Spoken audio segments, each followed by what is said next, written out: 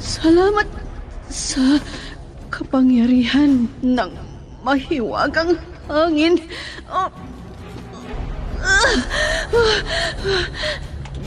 Nandito na ako sa kuweba. Aray ko! Manganganak na ako!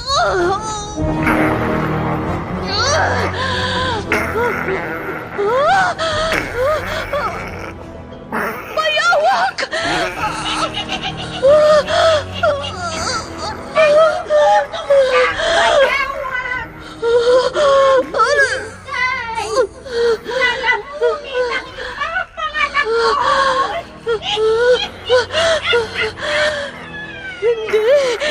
Hindi ko ipahihintulot. Bathala ng hangin! Iligtas mo ang lahi mo!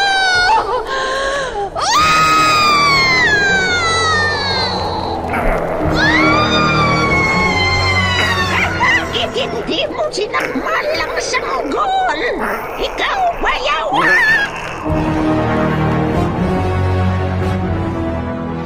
Immortal. Kasaysayan ng isang dayuhan na hindi mapagtanto ang pinanggalingan.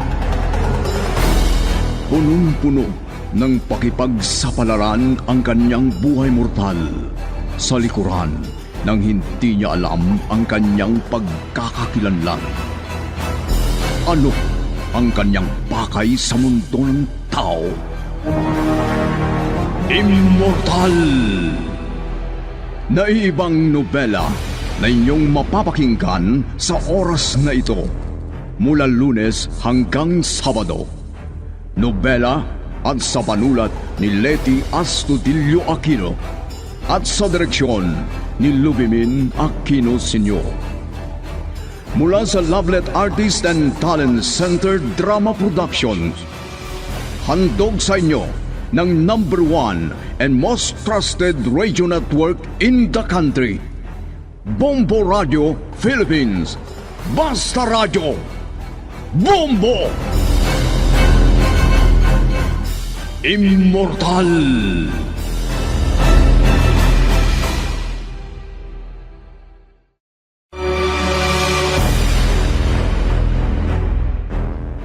Ang nakaraan, tinanong ni Ador si Negra Jabla kung saan nagtungo si Aris, ngunit nagsinungaling ang matanda. Sinundan ni Negra Jabla si Aris sa kagubatan kasama ang buhaya. Umaasa siyang may nahuli si Aris, kaya sinabi niya sa buhaya na ubusin lahat. Nakita nila si Aris. Pinutukan niya ang mga unggoy gamit ang airgun.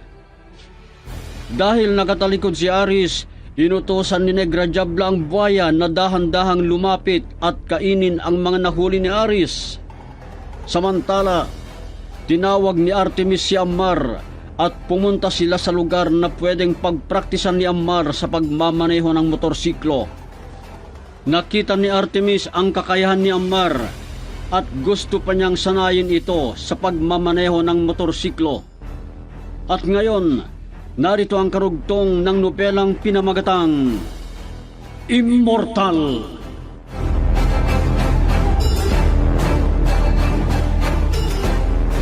Tumawag si Riani para magtanong kung dumating na sila.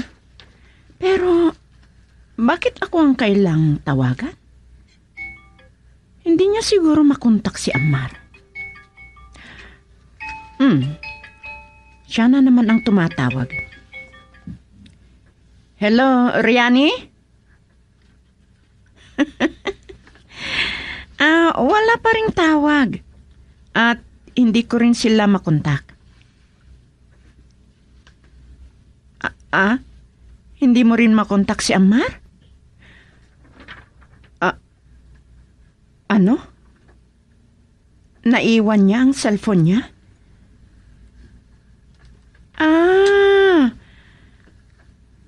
Kaya hindi mo rin makontak. At naka-silent pa pala.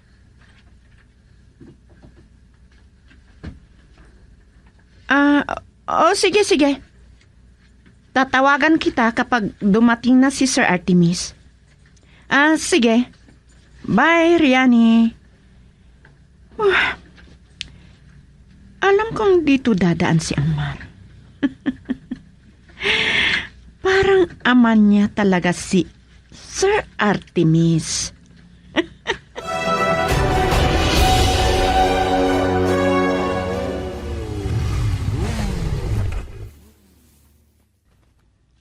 Ayan.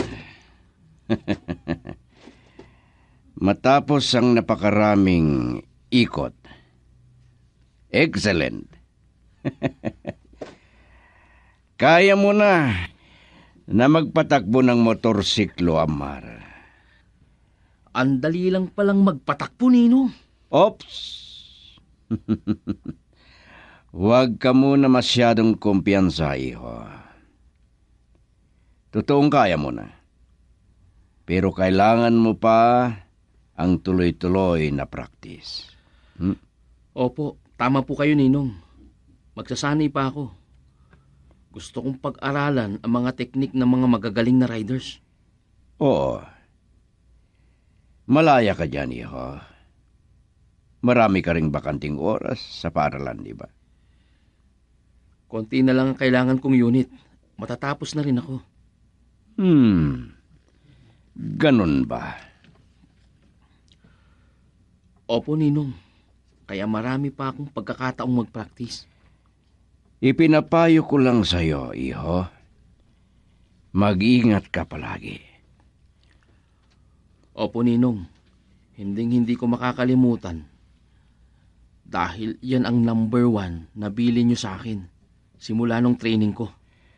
Yan ang gusto ko, iho. Iba ka sa mga ibang kabataan. Ano po ang ibig niyong sabihin, Ninong? Masipag ka at matalino ka. Okay. Ituloy mo yan, Amar.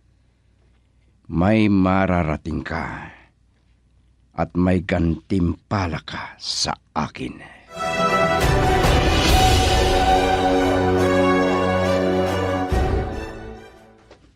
Marami akong tanong sa pamamaraan ng pagsasalita ni Ninong Artemis.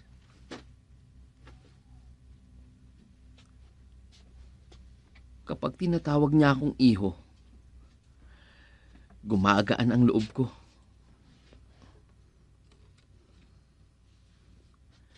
Parang nahanap ko na ang tatay ko sa pamamagitan ni Ninong Artemis.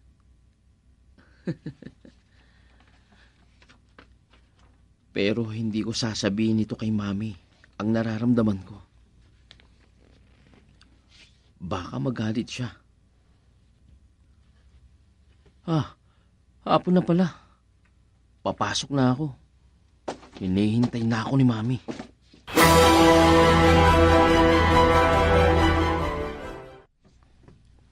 Oh, anak. Ang saya mo ngayong umuwi, Opo, Mami. Ang bait ni Ninong Artemis. Marami siyang tinuro sa akin. Ganon ba? Opo. Nagulat siya nang makita niya akong magmaneho. Ang akala niya, hindi ko pa kabisado. Hindi niya kasi nakikita ang pagsasanay mo. At nag-practice pa ako ng motorsiklo. Talaga, anak? Opo, Mami. Reregaluhan daw niya ako ng motorsiklo. Kaya sobrang saya ko. Magkakaroon na ako ng motor. Talaga? Oh, ang saya naman, anak ko.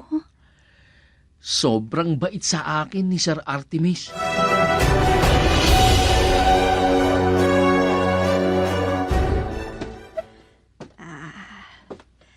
Kaunting oras na lang.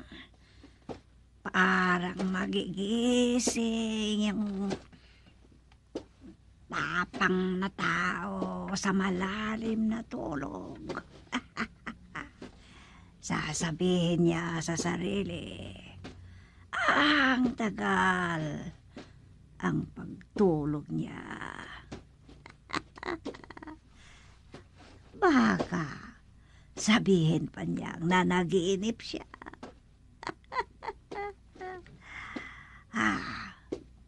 Gumagabi na.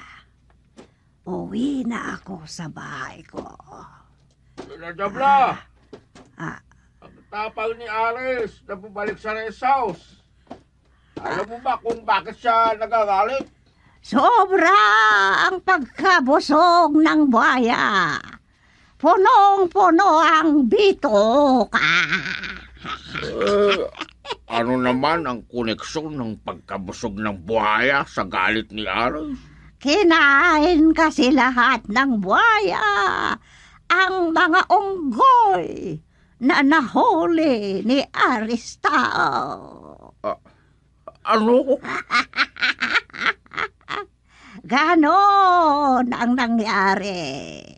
Kaya ganyan kabadtrip si Aristao na umuwi. Bakit hindi mo siya tinanong? Ha? Ay, kung ganon, niloloko mo ako? Anong sinasabi mong niloloko kita? Sabi mo, hindi mo alam kung saan nagpunta si Aris. Hinanap ko siya sa kagubatan. Ano? Ikaw talaga, tao ka. Wala kang alam. Magaling ako. Nahanap ko si Aristao. At ang dami niyang nahuling unggoy. Pero wala siyang pakinabang doon. Kasi nilamon lahat ni buhaya. Ha? Ay, huli ka, Ina Jabla. Anong huli ako sinasabi mo, Adortao? Ikaw pala ang nagpapakawala ng buhaya. Hindi bale. Bumabalik din sa teritoryo niya at bumalik na busog. Kahit hindi mo siya bigyan ng pagkain, maghapon bukas. Ayos lang. Alam na niya ang teritoryo niya. Kaya kahit makawala, babalik siya. At bakit nyo kasi ikinukulong?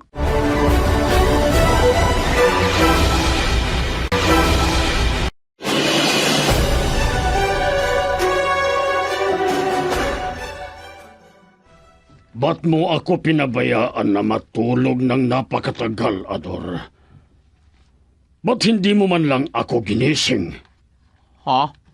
Hindi nyo alam na nakatulog kayo ng mahabang oras, sir? Oo. Ba't hindi mo ako ginising? Ang daming oras na nasayang. Hindi ko rin alam kung natutulog kayo, sir. Anong ibig mong sabihin, ha? Dahil sa tingin ko, hindi naman kayo natutulog ng mahimbing. Kasi para kayong estatwa na nakaupo lang doon sa sala. Hindi kayo kumikibo. Pipi na yata kayo at bulag pa eh. Oh.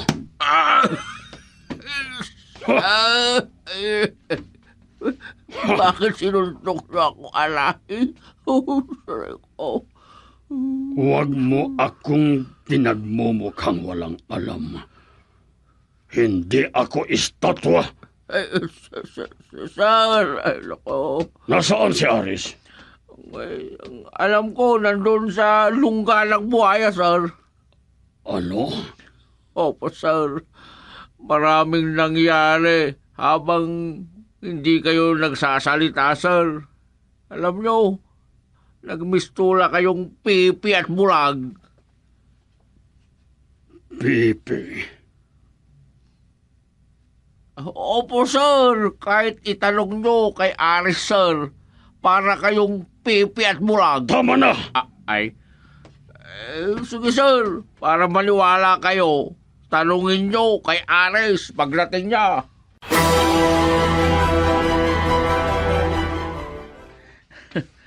Ang dami kong natutunan. Ang galing ko na palang magpatakbo ng motorsiklo. May service na ako papunta sa paaralan. Hindi na mahihirapan si Mami na maghatid sa akin. Hindi ko rin naman nagagamit ang kotse kasi madalas na ginagamit ni Mami kapag may pupuntahan siya. Papasok na ako. Bubuksan ko na ang gate. Siguro umalis na si Mami kasi nakalak.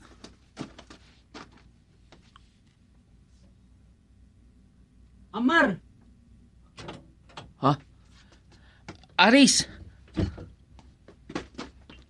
Oh! Buti na lang ang nakita kita. Wow! May motor ka na? Ha? Oo. Ayos ah. Latest model. Ah, oo. Eto na ang magiging service ko sa pagpasok ko. Magpapabili din ako kay Daddy. Gusto ko rin ng gantong motor. O sige, maganda. Sige, kapag meron tayong chance, pupunta tayo sa farm namin. Oo, gusto ko rin makita yung farm nyo. Ayos.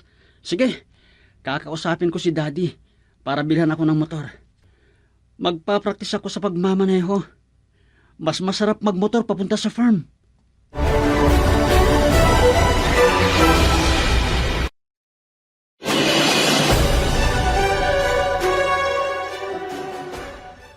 Oh, buti naman at dumating ka na, Aris. Tapos ng sem break namin, Daddy. Mag-enroll ako. Oh, akala ko hindi ka na mag-e-enroll. At buti naman at nakapag-isip ka. Pero nag-umpisa na ata ang klase. Makakahabol pa ako, Daddy. Dahil kung hindi ako mag-enroll ngayon, baka maunahan ako ni Amar na graduate. Mabuti at naisip mo yan. Alam mo, bilang ama, ayaw kong hindi ka makapag-aral. Hanggat maaari, gusto kitang magiging tulad ko. Kayo naman, Daddy. Wala akong interes sa politika. Sa negosyo. Marami akong negosyo. At ikaw ang mamamahala kapag ka-graduate ka. Tignan ko, Dad. Hanggang ngayon, di ko pa sigurado kung ano talaga ang gusto ko. Ano? Nag-aaral ka. Kumuha ka ng kurso. At hanggang ngayon, hindi mo pa alam kung anong gusto mong trabaho.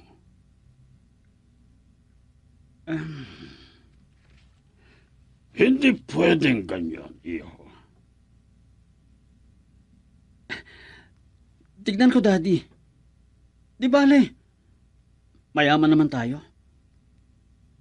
Ano? Di ba, Dad? Dalawa lang kami ni Carmina na anak niyo.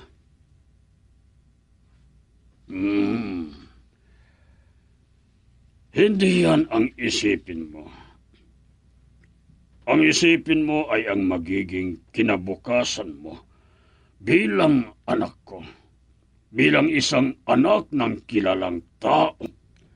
Paano kita maipagmamalaki kung ganyan ka? Sige, Dad. Huwag niyo na akong alalahanin. Gagawin ko naman kung anong gusto ko. Dapat lang, iho.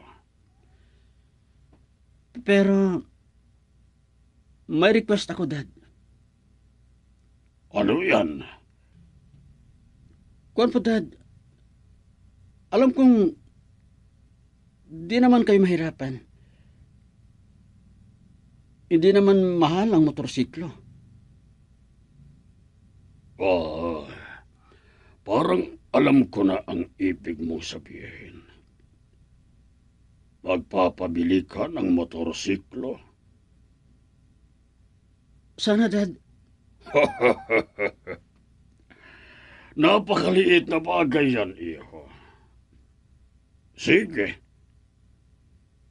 Pero wala ka pang alam. Hindi mo pa nasubukang magmaneho ng motorsiklo, di ba? Madali lang naaralin yan, Dad. Dahil gusto ko, sabay kami ni Ammar na mangangaso sa farm. Gamit namin ang motor.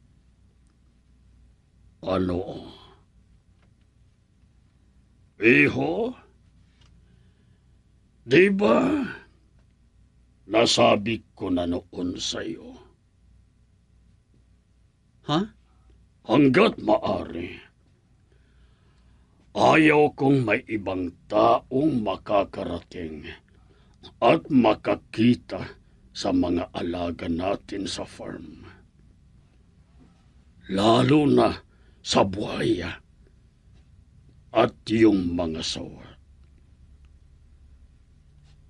Ano, Daddy? Sige. Bibili ako ng motorsiklo para sa iyo. Humanda ka. Dahil bukas na bukas, bibili ako sa iyong sinasabi. Pero, hindi ko nagustuhan yung sinabi mo. Ha? Ba't kaya ayaw ni Daddy na sumama sa akin si Ammar sa farm?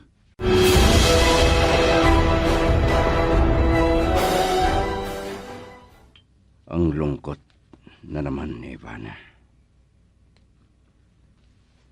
Hindi nawawaglit sa isipan niya ang sinasabi niyang nawala sa buhay niya, na hindi niya masabi-sabi kung ano yon. Hindi ko naman pwedeng sabihin sa kanya. Hindi pa panahon. Oo. Hindi pa ang panahon para malaman niya ang bagay na yon. Pero, para akong nakukonsensya. Kasalanan ko kung bakit ganon ang nangyayari sa kanya ngayon. Ang kanyang pinagdadaanan.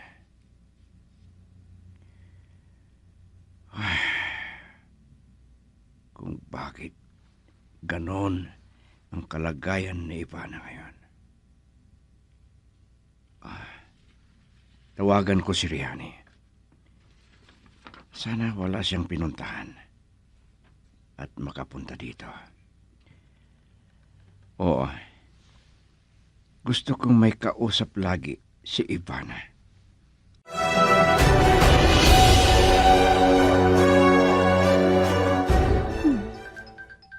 Si Sir Artemis itong tumatawag. Bakit kaya? Siguro may pupuntahan na naman kami. Hello, Sir Artemis? Hello, Riani. May request sana ako sa'yo. Ha? Ano yan, sir?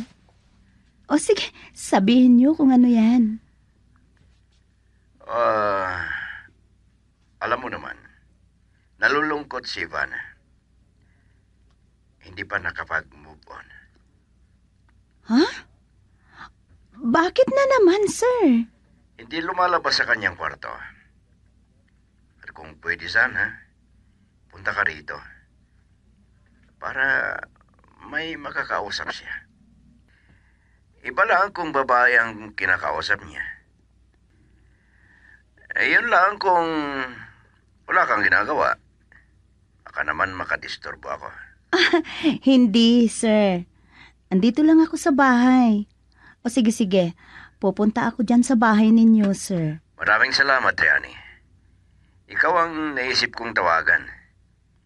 Mag-duty na kasi si Talia. Oo, naintindihan ko, sir. O sige. Pupunta ako dyan ngayon din. Maraming salamat, Triani. Bye. Bye, sir. Ay, kawawa naman si Ate Ivana. Pero, bakit kaya? Ano kaya ang sakit niya? Kung iisipin, parang may kulang sa pag-iisip niya. Parang, hindi. Nasa tamang pag-iisip naman si Ate Ivana. Kaya lang, oo, malala na sigurong depression ang nararamdaman niya. Pero kung iisiping maigi, lalo na yung mga sinasabi niya, parang may nawawala siyang anak.